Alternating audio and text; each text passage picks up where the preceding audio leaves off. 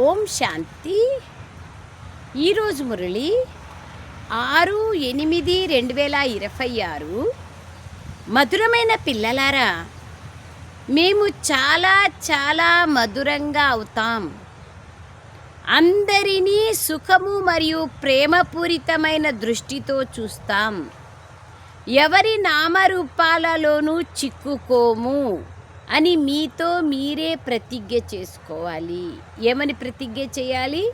మేము మధురంగా అవుతాం, అందరినీ స్నేహపూర్వకంగా చూస్తాం, అందరికీ ప్రేమనిస్తాం, మేము ఎవరి నామరూపాల్లోనూ చిక్కుకోము అని మీతో మీరే ప్రతిజ్ఞ చేయాలి. ఎలాంటి దేహదారులతోనూ ఎలాంటి నామరూపాలకు వశము కాను అని ప్రతిజ్ఞ చేయండి.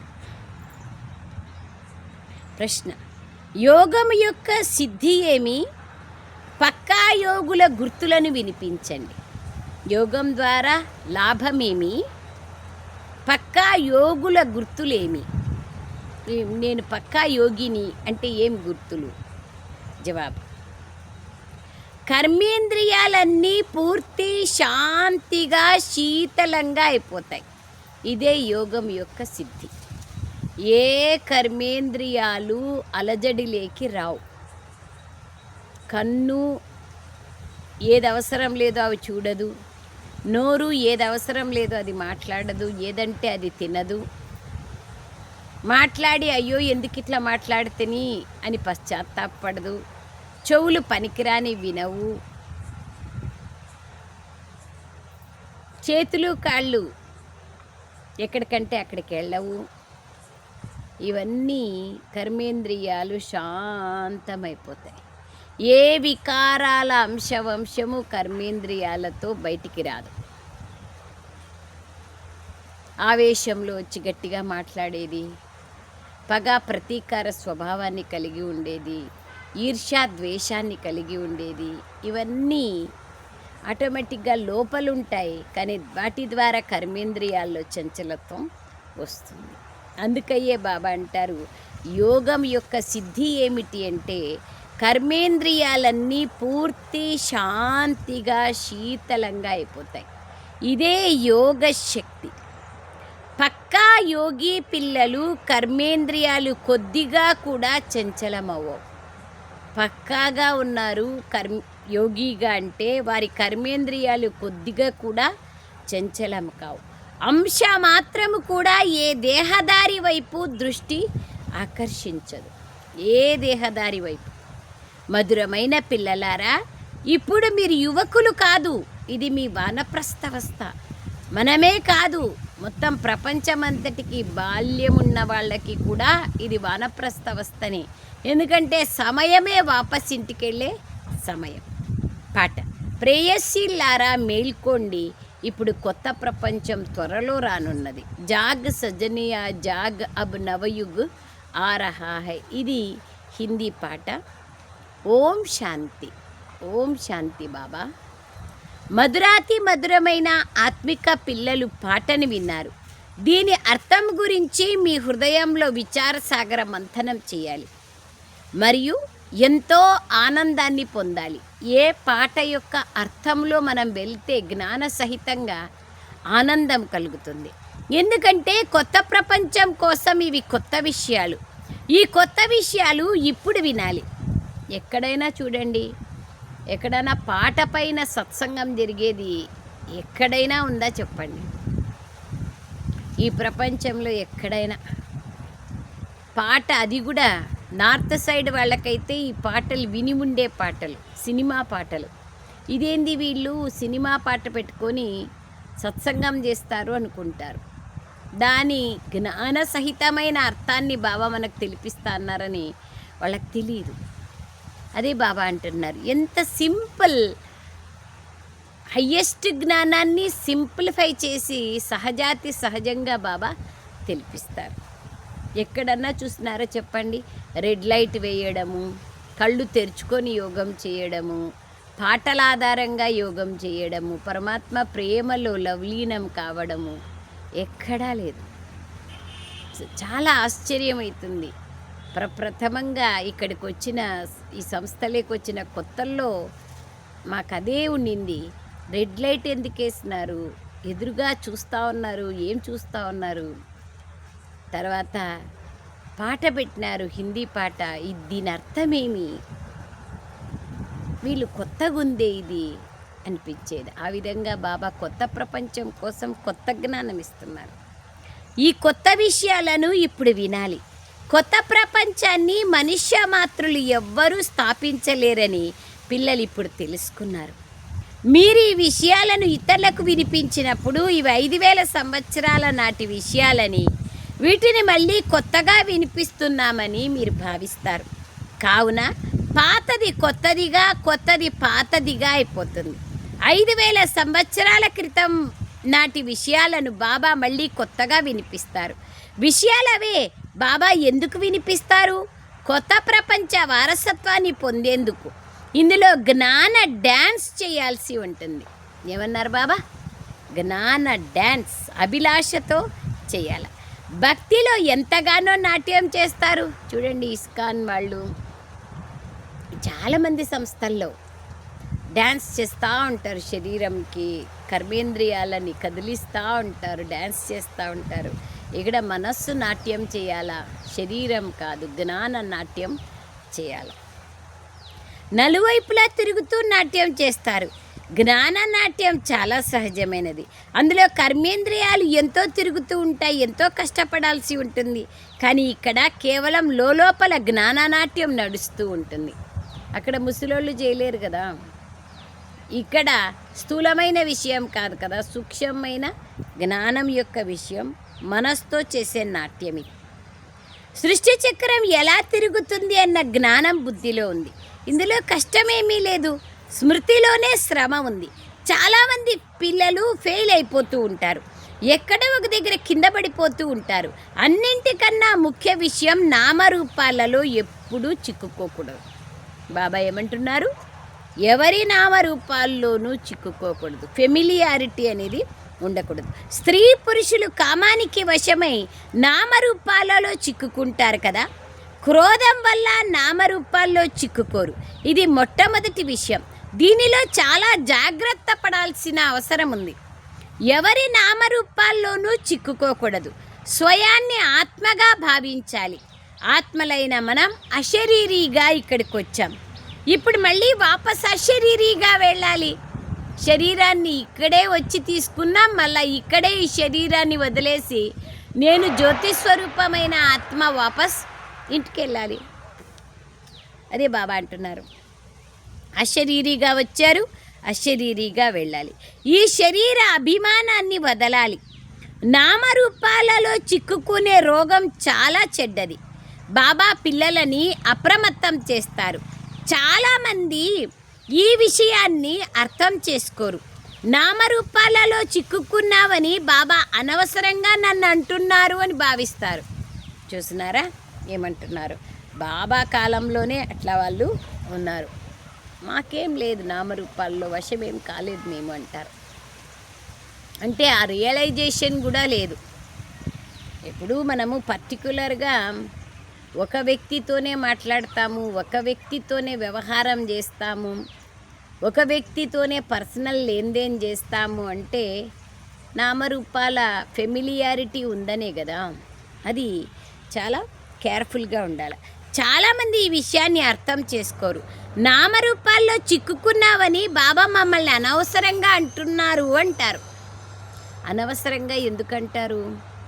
ఒకవేళ అనవసరంగానే అన్నారు అనుకుందాం, ఉదాహరణ బాబా, అది కూడా బాబా అంటారంటే ఇంక అసలు అందులో నాకు సైగ చేసినారు, నా కళ్యాణం కోరినారు అని అర్థం. ఒకవేళ నిమిత్తమైన వాళ్ళు ఎవరో చెప్పినారు అనుకోండి, ఫర్ ఎగ్జాంపుల్ కళ్యాణమే ఉంది దాంట్లో, సరే నాదేమైనా తప్పు ఉంటే సర్దుకుందాం. ఒకవేళ తప్పు చేసినావంటే సారీ చెప్దాం, క్షమించమని బాబాని అడుగుదాం, నిమిత్తమైన వాళ్ళని అడుగుదాం, లెటర్ రాద్దాం, క్లియర్ చేసుకుందాం. అంతేగాని తప్పు చేసినా కూడా ఒప్పుకోకపోతే అది ఇంకా పెద్ద తప్పు కదా. అది ఇంపార్టెంట్. బాబా నిన్నటి రోజున కూడా చెప్పారు కదా, బాబాతో సత్యంగా ఉండాలా, ఏ తప్పులు చేసినా బాబా దగ్గర పొరపాట్లు తప్పకుండా చెప్పాలా, సత్యంగా ఉండాలా బాబా దగ్గర అన్నారు. బాబాతో ఓపెన్గా ఉండాల. బాబా దగ్గర నా జీవితం ఖులా కితాబ్, తెరిచి ఉంచిన జీవితం. ఏ తప్పు చేసినా చెప్పాలా, ఏ పొరపాటు జరిగినా చెప్పాలా, ఏ మంచి జరిగినా చెప్పాలా, ఏది జరిగినా బాబాతో తప్పక చెప్పాలా. మొదట బాబా గుర్తుకు రావాలా నాకు. అది బాబా అంటున్నారు. చాలామంది ఈ విషయాన్ని అర్థం చేసుకోరు. నామరూపాలలో చిక్కుకున్నావని బాబా మమ్మల్ని అనవసరంగా అంటున్నారు అని భావిస్తారు. కానీ ఇది చాలా గుప్తమైన రోగం. కావుననే ప్రియుడు ప్రేయసీలను లేదా తండ్రి పిల్లలను ఇప్పుడు మేల్కొల్పుతున్నారు. పిల్లలారా మేల్కోండి, ఇప్పుడు మళ్ళీ కలియుగం తర్వాత సత్యుగం రావాల్సి ఉంది. బాబా జ్యోతిని వెలిగించేందుకు వస్తారు. మనుష్యులు మరణిస్తే వారు జ్యోతిని వెలిగిస్తారు. వాళ్ళని దహనం చేసేది లేదా పూడ్చొచ్చే వరకు ఇంట్లో జ్యోతి వెలుగుతూనే ఉంటుంది. చెప్తారు ఎందుకు ఆ విధంగా జ్యోతిని వెలిగిస్తారంటే వాళ్ళు వెళ్తూ ఉన్నారు, వాళ్ళకి దారి కనపడాలా అని జ్యోతి వెలిగిస్తారు అని. వాళ్ళు వెళ్ళిపోయిన వాళ్ళకి దారి కనపడాలని ఇక్కడ జ్యోతి వెలిగిస్తారంట. జ్యోతి వెళ్ళిపోయింది అనే దానికి గుర్తుగా జ్యోతిని వెలిగిస్తారు.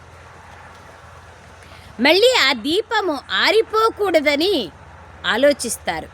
ఆత్మకు అంధకారం రాకూడదు అని ఎంతో జాగ్రత్త పడతారు. నిజానికి అవన్నీ భక్తి మార్గపు విషయాలు. ఆత్మ ఒక్క క్షణంలో వెళ్ళిపోతుంది. చాలామంది జ్యోతిని కూడా భగవంతునిగా భావిస్తారు. అయ్యప్పస్వామి భక్తులు 40 రోజులు మండలం పూజ చేసుకొని ఎంతో భక్తి శ్రద్ధలతో జ్యోతి దర్శనానికే వెళ్తారు కదా. బాబా అంటున్నారు జ్యోతిని కూడా భగవంతునిగా భావిస్తారు. బ్రహ్మని పెద్ద జ్యోతిగా భావిస్తారు. బ్రహ్మ సమాజం వారి మందిరాలలో రాత్రింబవళ్ళు జ్యోతి వెలుగుతుంది. ఎంతో ఖర్చు పెడతారు, తైలం వ్యర్థమవుతుంది. వాస్తవికంగా ఆలోచన చేస్తే కార్తీక మాసంలో మాఘమాసంలో శివుని ఆలయాల్లో ఎన్ని జ్యోతులు వెలిగిస్తే అంత పుణ్యం అంటారు. పాపం ఒక 10 కిలోలు 20 కిలోలు నూనె వేసి ప్రమిదల్లో వెలిగిస్తారు. మంచిదే అనుకుందాం, ఒక డివైన్ అట్మాస్ఫియర్ ఉంటుంది అనుకుందాం. కానీ పాపం వాళ్ళ నెల ఖర్చే 1 కిలో నూనెతో గడుపుకునే వాళ్ళు కూడా ఉన్నారు కదా. వాళ్ళకి ఎట్లా పుణ్యం సంపాదించుకునేది? మార్గం లేదా? డబ్బులుంటేనేనా భగవంతుని దగ్గరికి వెళ్ళగలుగుతాం? ఇవన్నీ ఆలోచించాల్సిన విషయాలు కదా. రాత్రింబవళ్ళు జ్యోతి వెలుగుతుంది, ఎంతో ఖర్చు పెడతారు, తైలం వ్యర్థమవుతుంది. ఇక్కడ అవేవి చేయాల్సిన అవసరం లేదు. స్వయం జ్యోతిస్వరూపంలో స్థిరం కావాలి. జ్యోతిర్బిందు పరమాత్ముణ్ణి నా సర్వసంబంధాలు ప్రాప్తిని సంబంధాన్ని జోడించి అనుభవం చెయ్యాలి. బాబానే నా సర్వస్వమని బాబాతో సర్వసంబంధాల ప్రాప్తిని అనుభూతి చేయాలి. ఇదే ఇక్కడ చేయాల్సిన పని. కానీ స్థూలంగా వెలిగిస్తే తప్పేమీ లేదు. ఇక్కడ స్మృతియే తైలంగా పనిచేస్తుంది. కావున మధురాతి మధురమైన పిల్లలు వీటిని అర్థం చేసుకున్నారు. ఇది కొత్త విషయమైన కారణంగా గొడవలు జరుగుతాయి. ఓం శాంతికి పోతే భక్తి వదిలేస్తారు. ఇది ఆలోచించి చేయాల్సిన విషయం కదా. అందుకే బాబా అంటున్నారు గొడవలు జరుగుతాయి. నేను మధురమైన పిల్లల వద్దకు భారతదేశంలోనే వస్తానని బాబా అంటారు. తాము జన్మించిన దేశం అందరికీ నచ్చుతుంది కదా. బాబాకు అందరూ ప్రియమైన వారే. అయినా నేను నా భారతదేశంలోనే వస్తాను. బా ఎంత ఇష్టం బాబాకి నా భారతదేశం అనే శ్రీ. బాబాకి బాబా వచ్చినప్పుడు భారతదేశం ఒక్కటే ఉంటుంది కదా. గీతలో కృష్ణుని పేరు లేనట్లయితే మనుష్య మాత్రులందరూ శివబాబానే నమ్మేవారు. శివుని మందిరంలోకి ఎంతమంది వెళ్తూ ఉంటారు. అన్నింటికన్నా పెద్ద మందిరం సోమనాథ మందిరం. ఇప్పుడు ఎన్నో లెక్కలేనన్ని మందిరాలు తయారైపోయాయి. జ్యోతిర్లింగాలే కాదు 12, ఇంకా మిగతా అనేక మందిరాలు తయారయ్యాయి. అనంతమైన తండ్రిని ఆరాధించినంతగా కృష్ణుణ్ణి ఆరాధించరు. కావున ఈ సమయంలో మీకు ఇతడి వంటి ప్రియమైన వస్తువు ఇంకేదీ లేదు అని బాబా అంటారు. ఇందులో సాకారుని మహిమ ఏమీ లేదు. ఇదంతా నిరాకారుని మహిమనే. అతడే అభోక్త, అనంతమైన తండ్రి, స్వర్గ రచయిత. మరి వారి నుండి స్వర్గపు వారసత్వం తీసుకునేందుకు పురుషార్థం చేయాలి కదా. పురుషార్థం లేకుండా నీళ్ళు కూడా దొరకవు. ప్రతిదానికి కష్టపడాల్సిందే. ఇవాళ రేపు అని గడుపుతూ ఉంటే మృత్యు వచ్చేస్తుంది. ఈరోజు చేస్తాంలే, రేపు చేస్తాంలే, రేపు గురువారం కదా, ఈరోజు గురువారం కదా, మన్నాడు గురువారం కదా, మళ్ళా లేదా రాఖీ కట్టుకున్నప్పుడు చేస్తాంలే, అట్లా రేపు మాపు అంట ఏమవుతుంది, మృత్యు వచ్చేస్తుంది. మనకేం తెలుసు ఎప్పుడు వస్తుంది మృత్యువు? తెలుసా ఎవరికైనా? మేము పలానా రోజు శరీరం వదులుతామని. చాలా తక్కువ సమయం ఉంది. ఈ సమయంలో బాబా నుండి వారసత్వం అయితే తీసుకోండి. ఎప్పుడైతే వివరణ రాస్తారో అప్పుడు అర్థం చేయించాలి కూడా. వీరు బేహద్ తండ్రి అన్న నిశ్చయం ఉంటే ఇక ఆ తండ్రి నుండి వారసత్వాన్ని తీసుకునేందుకు పురుషార్థం చేయండి. లేకపోతే బయటికి వెళ్ళడంతో వెంటనే మర్చిపోతారు. తండ్రి కళ్యాణకారి కదా. ఈ యోగం ద్వారానే మీ దుఃఖాలన్నీ 21 జన్మల వరకు దూరం అవుతాయి. ఇప్పుడు అన్ని దుఃఖాలను దూరం చేసే బేహద్ తండ్రి స్మృతి చేయడం ద్వారానే తమోప్రధానం నుండి సత్వప్రధానంగా అవుతారు. పిల్లలకు తమ ఇళ్లలో కూడా అర్థం చేయిస్తూ ఉండాలి. తప్పకుండా పవిత్రంగా ఉండాలి. ముఖ్యమైన విషయమే పవిత్రత. ఎంతెంత ఎక్కువగా స్మృతిలో ఉంటారో అంతంతగా ఇంద్రియాలు కూడా శాంతమవుతూ ఉంటాయి. Most important. నా ఇంద్రియాలు ఇంకా శాంతం కాలేదు, చంచలత్వంగా ఉన్నాయి అంటే అర్థము ఇంకా బాగా యోగం చేయాల్సి ఉంది అని అర్థం. జ్వాలాస్వరూప యోగం చేయాల్సి ఉంది, శక్తిశాలి యోగం చేయాల్సి ఉంది అని. నేమీనాథ్గా కూర్చునేది కాదు, ప్రేమగా బాబాని జ్ఞాపకం చేసుకోవాలి. ముఖ్యమైన విషయమే బాబా అంటున్నారు. బేహద్ తండ్రిని స్మృతి చేయడం ద్వారా బాబా అంటారు కర్మేంద్రియాలు శీతలమైపోతాయి, శాంతమైపోతాయి. ప్రతి ఒక్కరూ తమని తాము పరిశీలించుకోండి. కామ వికారం నన్ను మోసగించడం లేదు కదా. నేను పక్కా యోగిగా అయినట్లయితే నాలో ఏ చంచలత్వము ఉండకూడదు. ఇది వానప్రస్థ అవస్థ వంటిది. బాబానే స్మృతి చేస్తూ ఉండాలి. బాబా పిల్లలందరికీ అర్థం చేయిస్తారు. ఎప్పుడైతే మీరు మంచి యోగిలుగా అవుతారో, ఎప్పుడైతే మీ కళ్ళు ఎక్కడా ఆకర్షించబడవో అప్పుడు మీ ఇంద్రియాలు శాంతమైపోతాయి. ఈ కళ్ళే ముఖ్యమైనవి. సర్వేంద్రియానాం నయనం ప్రధానం. ఈ కళ్ళు చాలా మోసం చేస్తాయని భక్త తుకారం, భక్త కన్నప్ప కళ్ళనే పొడి చేసుకున్నాడు. నాకు వద్దు ఈ సృష్టితో చూసేది, నిన్ను మాత్రమే చూడాలా, నిన్ను చూడ్డానికి నాకు ఈ కళ్ళేం అవసరం లేదు కదా అని. బాబా అట్లా కళ్ళేం తీసిచ్చేయమనరు, దృష్టిని మార్చుకోమంటారు. బాయి దృష్టిని మార్చుకోండి. దేహాన్ని చూడకండి, దేహదారులను చూడకండి, ఆత్మని చూసే అభ్యాసం చేయండి. ఈ కళ్ళే ముఖ్యమైనవి. ఇవే అందరినీ మోసం చేస్తూ ఉంటాయి. ఎప్పుడైతే యోగంలో మంచి అవస్థకు చేరుకుంటారో అప్పుడు మేము యవ్వనంలోనే వానప్రస్థంలోకి వచ్చేసామని మీరు అనుభవం చేసుకుంటారు.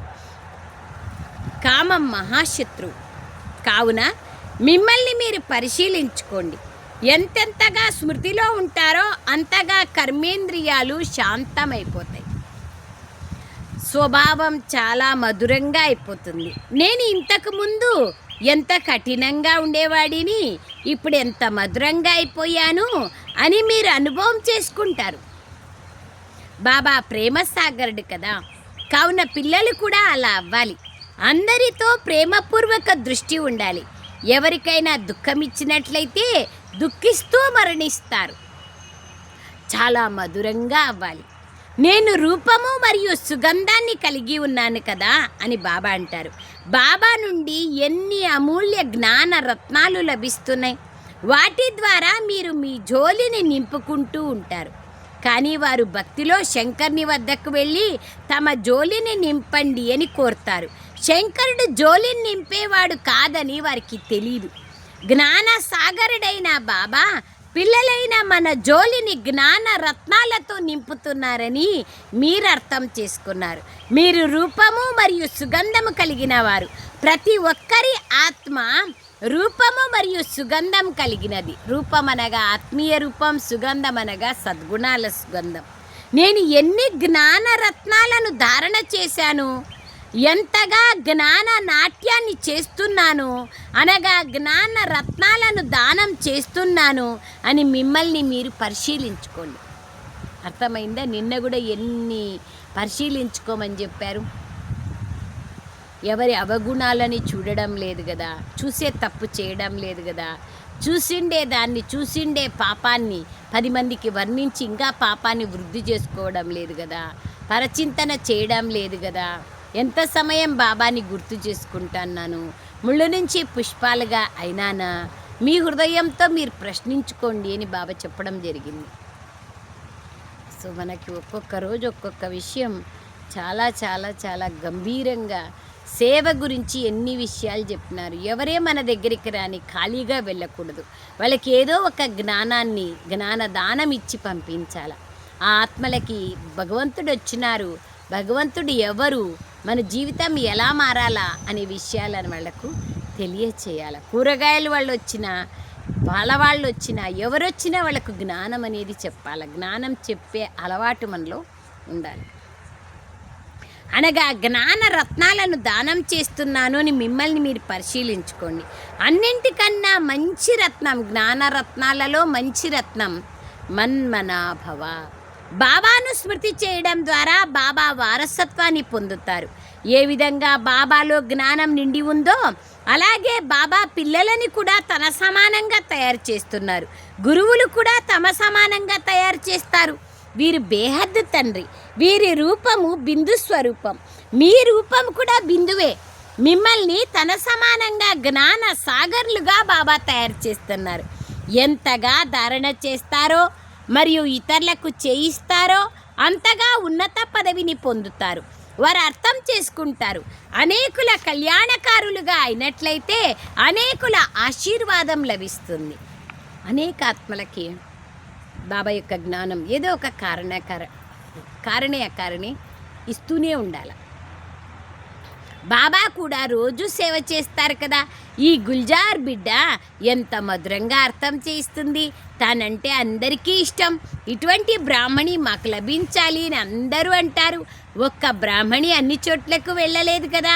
తాము బాగా అర్థం చేయిస్తున్నామని, ఎవరైతే తాము బాగా అర్థం చేయించగలమని భావిస్తారో వారు ఆల్రౌండ్ సేవ చేయాలి. నేను సెంటర్లకు వెళ్ళి చుట్టి వస్తాను అని అభిరుచి ఉండాలి. రెడీ బాబా, నేను అనేకుల కళ్యాణాన్ని చేయగలను, నా నుండి మంచి సుగంధం వెలువడుతుంది అని ఎవరైతే భావిస్తారో వారికి అభిరుచి ఉండాలి. 10-15 రోజులకు వెళ్ళి సెంటర్లను చుట్టి రావాలి. ఒకరిని చూసి ఇంకొకరు కూడా నేర్చుకుంటారు. ఎవరైతే చేస్తారో వారే పొందుతారు. Underline please. సేవకు రెడీగా ఉన్నాం, దండిగా చేసేంత సేవ ఉంది ఇక్కడ. తో బాబా అంటున్నారు, ఎవరు చేస్తారో వారే పొందుతారు. ఈ సేవ చాలా కళ్యాణకారి అయినది. మీరు మనుషులకు జీవన దానాన్ని ఇస్తారు. ఇది చాలా ఉత్తమోత్తమైన పని. వ్యాపార వ్యవహారాలలో ఉండేవారు కూడా యుక్తిగా సమయాన్ని తీసి సేవలో వెళ్ళాలి. సేవాదారులైన పిల్లలను బాబా ఎంతో ప్రేమిస్తారు మరియు వారి పాలన కూడా చేస్తారు. ఎవరికైతే సేవ అభిరుచి ఉంటుందో వారు సేవ చేయకుండా ఉండలేరు. బాబా కూడా సహాయం చేస్తారు కదా. పిల్లలు చాలా దయాహృదయులుగా అవ్వాలి. పాపం వారు చాలా దుఃఖమయమైన జీవితంలో ఉన్నారు. మీరు జీవన దానం చేయాలి. ఎవరికైనా అవినాశి జ్ఞాన రత్నాలను దానం చేయడం వంటి సర్వోత్తమమైన దానం ఇంకేదీ లేదు. 14 రకాల దానం ఉంది. గోదానం, భూదానం, సువర్ణదానం, నేత్రదానం, ధనదానం, అనేక దానాలు ఉన్నాయి. అన్నదానం, రక్తదానం, వస్త్రదానం. కానీ అన్ని దానాలలోకెల్లా సర్వశ్రేష్ఠ దానం జ్ఞానదానం, గుణాల దానం, శక్తుల దానం. అందుకే బాబా అంటున్నారు, జ్ఞానాన్ని ఇవ్వాలి. ఎక్కడికైనా వెళ్ళడానికి రెడీ బాబా. పిలిచే వాళ్ళు ఆలోచిస్తూ ఉంటారు, బాబా ఏం చేద్దాం మనం. బాబా వెరైటీ ఆత్మలు. ఈ సేవ చాలా కళ్యాణకారి. మీరు మనుషులకు జీవన దానాన్ని ఇస్తారు. ఇది చాలా ఉత్తమోత్తమమైనది. వ్యాపార వ్యవహారాల్లో ఉండేవాళ్ళు కూడా యుక్తిగా సమయాన్ని కేటాయించాలి, సేవలో వెళ్ళాలి. సేవాదారులైన పిల్లలను బాబా ఎంతో ప్రేమిస్తారు మరియు వారి పాలన కూడా చేస్తారు. ఎవరికైతే సేవ అభిరుచి ఉంటుందో వారు సేవ చేయకుండా ఉండలేరు. ఏదో ఒక ప్రకారమైన సేవ మనస వాచ కర్మణ తనుమను ధనాలతో సమయ సంకల్ప శ్వాసలతో మనము సేవలో పాల్గొనాలి. సేవ చేయకుండా ఉండలేరు. బాబా కూడా సహాయం చేస్తారు కదా. పిల్లలు చాలా దయాహృదయులుగా అవ్వాలి. పాపం వారు చాలా దుఃఖమయమైన జీవితంలో ఉన్నారు. మీరు జీవన దానం చేస్తారు. ఎవరికైనా అవినాశి జ్ఞానరత్నాలను దానం చేయడం వంటి సర్వోత్తమమైన దానం ఇంకేదీ లేదు. చాలా దయాహృదయులుగా అవ్వాలి. బ్రాహ్మణి బలహీనంగా ఉన్న కారణంగా సేవ అంత చురుకుగా ఉండదు. కావుననే మంచి టీచర్ కావాలి అంటారు. బాబా అంటారు, మీకు ఎప్పుడు ఆలోచన వచ్చినా వెంటనే వెళ్ళిపోవాలి. బాబా, ఏ సెంటర్ వెనుకబడి ఉందో చెప్పండి, మేం ఒక్కసారి చుట్టి వస్తాం అని అడగాలి. ప్రదర్శని చిత్రాలు కూడా ఉన్నాయి. చిత్రాలపైన చాలా బాగా అర్థం చేసుకుంటారు. మనం సేవను ఎలా పెంచచ్చు అని ఆలోచిస్తూ ఉండాలి. బాబా కూడా అందరి జీవితాన్ని వజ్రతుల్యంగా చేస్తారు. కావున పిల్లలైన మీరు కూడా సేవ చేయాలి. వందే మాతరం అని అంటారు కదా, కానీ దాని అర్థాన్ని తెలుసుకోరు. పతితులైన వారికి ఎప్పుడూ నమస్కరించరు. సంఘ సేవకులకు లేదా పృథ్వీకి వందన చేస్తామని భావిస్తారు, భూమికి. కానీ ఇవి పంచతత్వాలు, వాటికి వందన చేయాల్సిన అవసరమేముంది? అయినప్పటికీ చేస్తారు కదా.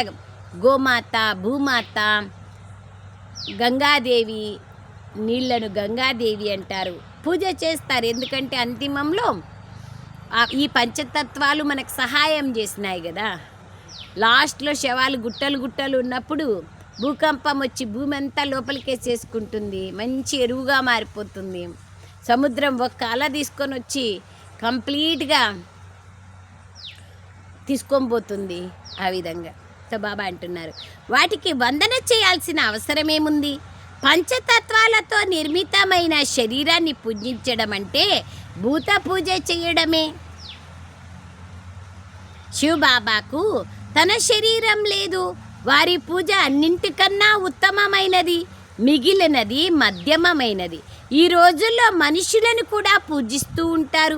వారు పతితులు. మహాత్ములు కేవలం దేవతలే. వారు సన్యాసుల కన్నా పవిత్రులు. దేవతలు చాలా ఉన్నతులు కదా. మేమిప్పుడు దేవతలుగా అవుతున్నామని పిల్లలైన మీరు తెలుసుకున్నారు. బాబా మనకు ఈ అవినాశి జ్ఞానరత్నాలను దానం ఇవ్వడం నేర్పిస్తున్నారు. ఇటువంటి ఉన్నతమైన దానం ఇంకేదీ ఉండదు. ఒక్క తండ్రినే స్మృతి చేయాలి. శివుడు మరియు లక్ష్మీనారాయణల చిత్రాలు ఉన్నాయి కదా. ప్రతి ఒక్కరూ తమ ఇళ్లల్లో ఇవి ఉంచుకుంటే వారికి ఇవి గుర్తుంటాయి.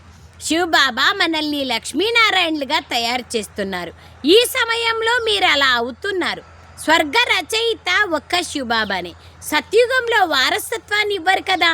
ఈ అంతిమ జన్మలో శివబాబా నన్ను స్మృతి చేసినట్లయితే మీరు అలా తయారవుతారని బాబా చెప్తున్నారు. మిగిలిన విషయాలన్నింటినీ వదిలి ఇక సేవయే సేవ చెయ్యండి. అప్పుడు అన్నింటినీ వదిలేస్తారు, అవసరమే లేదు. ఇంకా సేవలో ప్రతి సేవలో నేను నన్ను బిజీగా పెట్టుకున్నానంటే నాకు ఇంకా వేరే విషయాల గురించి ఆలోచనే ఉండదు. సో బాబా అంటున్నారు, మీరు మిగిలిన అన్ని విషయాలని వదిలేయండి, సేవయే సేవ చేస్తూ ఉండండి అంటూ బాబా చెప్తున్నారు. తో బాబా అంటారు, బాబాను స్మృతి చెయ్యండి. ఇది కూడా పెద్ద సేవ చేయడమే. ఇంపార్టెంట్ ఇది. స్వసేవ కూడా ఇంపార్టెంట్. విశ్వసేవలో మునిగిపోయి స్వసేవ చేసుకోకపోతే కూడా వేస్ట్ కదా. తత్వాలన్నీ పావనంగా అయిపోతాయి. మనం యోగంలో కూర్చుంటే మన ద్వారా ఎన్విరాన్మెంట్ అంతా, వాతావరణం పావనంగా అయిపోతుంది. యోగం మహిమ చాలా ఉన్నతమైనది. ప్రపంచంలో యోగాశ్రమాలు ఎన్నో ఉన్నాయి, కానీ అవన్నీ దైహికమైన హఠయోగాలు. కానీ మీది రాజయోగం. దీని ద్వారా మీ నావ తీరాన్ని చేరుతుంది. అనేక రకాలైన హఠయోగాలు మొదలైన వాటి ద్వారా మెట్లు దిగుతూనే వచ్చారు. ముఖ్యమైన విషయం స్మృతి. ఇంపార్టెంట్ ఏమి? స్మృతి. ముఖ్యమైన విషయం స్మృతి. నా మనస్సు వికారాల వైపుకి వెళ్ళడం లేదు కదా అని పరిశీలించుకో. నా మనస్సు వికారాల వైపుకి వెళ్ళడం లేదు కదా అని పరిశీలించుకోండి. వికారులనే పతితులు అంటారు, అనగా వారు గవ్వలాంటి వారు. వికారాలలో పడడం వల్ల తమను తామే నష్టపరుచుకుంటారు. బాబా చూసినా చూడకపోయినా ఎవరేం చేస్తున్నారో వారు అలా పొందుతారు. నేను బాబా సేవను చేస్తున్నానా అని మిమ్మల్ని మీరు పరిశీలించుకోవాలి. బాబా అంటున్నారు, నేను బాబా సేవ చేస్తున్నానా అని మిమ్మల్ని మీరు పరిశీలించుకోవాలి. ఏదైనా ఉన్నట్లయితే వెంటనే తొలగించుకోవాలి. స్వయం నుండి అవగుణాలను తొలగించుకునేందుకు బాబా ఎంతగానో అర్థం చేయిస్తూ ఉంటారు. నిర్గుణం అన్న పదము యొక్క భావాన్ని కూడా అర్థం చేసుకోరు. నిర్గుణ బాలకుల మండలేని ఉంది. వాళ్ళు ఏం చేయగలరు? ఏ గుణము లేని వారు ఏం చేయగలరు? అర్థం లేకుండా ఏది వస్తే అది చెప్తూ ఉంటారు. అనేక మతాంతరాలు ఉన్నాయి కదా, మీకు ఒకే మతం లభిస్తుంది. దీని ద్వారా మీకు అపారమైన సంతోషం కలగాలి. నన్ను స్మృతి చేయండి మరియు కమల పుష్ప సమానంగా అవ్వండి. ఇదే బాబా అర్థం చేయిస్తున్నారు. మనసా వాచా కర్మణ పవిత్రులుగా అవ్వండి. బ్రాహ్మణులైన మేము శ్రీమతానుసారంగా మా తనువు మనస్సు ధనాల ద్వారా స్వయం మరియు మొత్తం విశ్వం యొక్క సేవను చేస్తున్నామని పిల్లలైన మీకు తెలుసు. బాబా భారతదేశంలోనే వస్తారు. పాండవులైన మీరు భారతదేశాన్ని స్వర్గంగా తయారు చేసే సేవను చేస్తున్నారు. మీరు మీ పని చేస్తున్నారు. బాబా అంటున్నారు, చివరికి పాండవులదే విజయం జరుగుతుంది. పాండవులకే కదా విజయం జరిగింది. ఇందులో యుద్ధం విషయం లేదు. అక్కడ యుద్ధం చేసినట్లుగా హింస చేసినట్లుగా చూపిస్తారు. మీరు డబల్ అహింసకులు. మీరు వికారాలలోకి కూడా వెళ్ళరు. మారణాయుధాలు ధరించరు. హింస ద్వారా ఎప్పుడూ విశ్వం పైన రాజ్యభాగ్యం పొందలేం. వారిరువురు పరస్పరం కొట్లాడినట్లయితే విశ్వం పైన రాజ్యం చేయగలరు. అంటే అమెరికా రష్యా రెండు కొట్లాడుకుంటే విశ్వం పైన రాజ్యం, కొట్లాడుకోకుండా కలిసి ఉంటే విశ్వం పైన రాజ్యం చేస్తారు. కానీ అది డ్రామాలో లేదు. కానీ డ్రామాలో అలా లేదు. క్రైస్తవులే కృష్ణపురిని ఆక్రమించారు. వాస్తవానికి భారతఖండం కృష్ణపురిగానే ఉండేది. యుద్ధం చేసి రాజ్యాన్ని తీసుకున్నారు. చాలా ధనాన్ని తీసుకుపోయారు ముస్లిం సహోదరులు, క్రైస్తవ సహోదరులు అందరూ. ఇప్పుడు ఆ ధనమంతా తిరిగి ఇస్తున్నారు. సెంట్రల్ బ్యాంక్ ద్వారా, వరల్డ్ బ్యాంక్ ద్వారా ఇస్తున్నారు. ఆ తర్వాత మీరు మళ్ళీ విశ్వాధిపతులుగా అయిపోతారు. బాబా ఎన్ని ఉపాయాలను రోజు చెప్తారు. బాబా అంటున్నారు, వారే మీ రాజ్యాన్ని తీసుకున్నారు. మళ్ళీ వారే పరస్పరం యుద్ధం చేసుకుంటారు. కానీ మీరు విశ్వాధిపతులుగా అయిపోతారు. ఇది ఎంత పెద్ద రాజ్యం! మీ శ్రమ అంతా యోగంలోనే ఉంది. ది ఇంపార్టెంట్ ఏమి అంటే యోగం. స్మృతి చేస్తూ ఉండండి మరియు వారసత్వాన్ని తీసుకోండి. ఇందులో విసుగు చెందాల్సిన అవసరం లేదు. బాగా కష్టపడాలి, అంతిమ సమయం వరకు కష్టపడాలి. अच्छा मीठे मीठे सिखलदे बच्चों प्रति मात पिता बाप दादा का याद प्यार और गुड मॉर्निंग. रूहानी बाप की रूहानी बच्चों को नमस्ते. हम रूहानी बच्चों की रूहानी मात पिता बाप दादा को याद प्यार गुड मॉर्निंग और नमस्ते नमस्ते नमस्ते. बाबा नमस्ते. ధన్యవాదాలు బాబా, ధన్యవాదాలు. సారాంశం, మిగిలిన విషయాలన్నింటినీ వదిలి జ్ఞాన దానం చేయాలి. రూపము మరియు సుగంధము కలవారిగా కావాలి, అనగా గుణాల సౌందర్యాన్ని, ఆత్మీయ రూపాన్ని కలిగిన వాళ్ళుగా కావాలి. మీ అవగుణాలను తొలగించుకునేందుకు మీరే పురుషార్థం చేయాలి. వేరే ఎవరో చేస్తే మనకేమో లాభం వస్తుంది? మనమే పురుషార్థం చేయాలి. ఇతరులను చూడకూడదు. రెండవ విషయం, మీ స్వభావాన్ని చాలా చాలా చాలా మధురంగా చేసుకోవాలి. అందరిపైన ప్రేమమయమైన దృష్టిని ఉంచాలి. ఎవరికి దుఃఖాన్ని ఇవ్వకూడదు. కర్మేంద్రియాలపైన విజయాన్ని పొందాలి. ఇంపార్టెంట్, కర్మేంద్రియాల చంచలత్వం సమాప్తం అయిపోవాలి. వరదానం, సంపూర్ణ సమర్పణ విధి ద్వారా సర్వగుణ సంపన్నంగా అయ్యే పురుషార్థంలో సదా విజయీగా కండి. సంపూర్ణ సమర్పణ అనే పద్ధతితో సర్వగుణాలతో సంపన్నంగా అయ్యేవాళ్లే పురుషార్థంలో సదా విజయీగా అవుతారు. పురుషార్థంలో విజయాన్ని పొందడానికి ఆధారం సంపూర్ణ సమర్పణ, సర్వగుణ సంపన్న స్థితి. ఎవరి సంకల్పంలో దేహాభిమానం ఉండదో వారినే సంపూర్ణ సమర్పణులు అంటారు. దేహాభిమానమే అతిపెద్ద బలి.